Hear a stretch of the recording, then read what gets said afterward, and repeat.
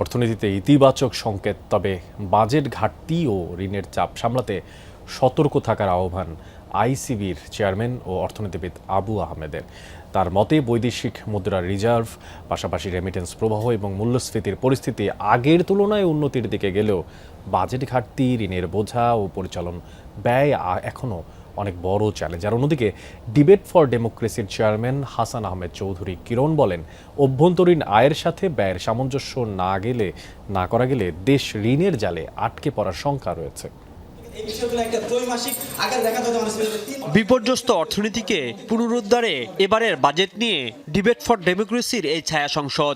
শিক্ষার্থী ও আলোচকদের আলোচনায় উঠে আসে প্রস্তাবিত বাজেটের সুফল ও চ্যালেঞ্জ এবং তা থেকে উত্তরণের নানা দিক। ছোট ছোট যে অপব্যয়গুলো রোধ করতেছেন, এইগুলো আমাদের যে অর্থনীতি ছিল এই অর্থনীতিকে পুনরুদ্ধার করতে সক্ষম হবে। একটা মাত্র সূচনা দিয়ে আপনি বিপর্যস্ত অর্থনীতিটাকে পুনরুদ্ধার করতে পারবেন না।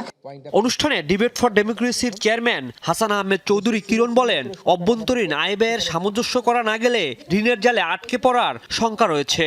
তবে বর্তমান সরকার ঘোষিত এই বাজেট একটি সাহসী ও ব্যতিক্রমী উদ্যোগ। এই বাজেটের রাজস্ব আহরণ প্রক্রিয়া যদি আমরা সততা নিষ্ঠার মাধ্যমে করতে পারি এবং আমরা দেশি বিদেশি সংস্থা থেকে ঋণের যে জাল, সেই জাল থেকে বেরিয়ে আসতে পারি, তাহলে আমরা মনে করি এই বাজেট এই জনগণকে যে সুরক্ষার কথা বলা হচ্ছে সে সুরক্ষা দিতে সমর্থ হবে। দেশের অর্থনীতির বিভিন্ন সূচকে ইতিবাচক পরিবর্তনের আভাস মিললেও এখনই স্বস্তির সুযোগ নেই বলে মনে করেন অর্থনীতিবিদ আবু আহমেদ।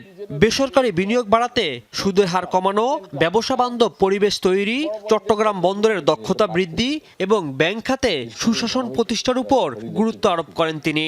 এই সরকারকে অনুরোধ করব যে আপনার নীতিটা হইতে হবে এমন যে কেউ মানে এটাকে ব্যবহার করতে পারে তার পক্ষে, মানে নীতিটা হতে হবে নিউট্রাল, যাতে করলে অনেস্ট লোকগুলো, হার্ডওয়ার্কিং লোকগুলো, ইন্ডাস্ট্রিয়াস লোকগুলো সামনে এগিয়ে আসতে পারে, ইকোনমির হাল ধরতে পারে।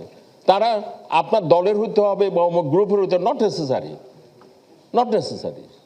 পাশাপাশি সরকার প্রধানের মালয়েশিয়া ও চীন সফরকে নতুন বিনিয়োগ আকর্ষণের সম্ভাবনাময় উদ্যোগ হিসেবে উল্লেখ করেন এই অর্থনীতিবিদ। আমি তো মনে করি ইট ইজ গেম চেঞ্জার।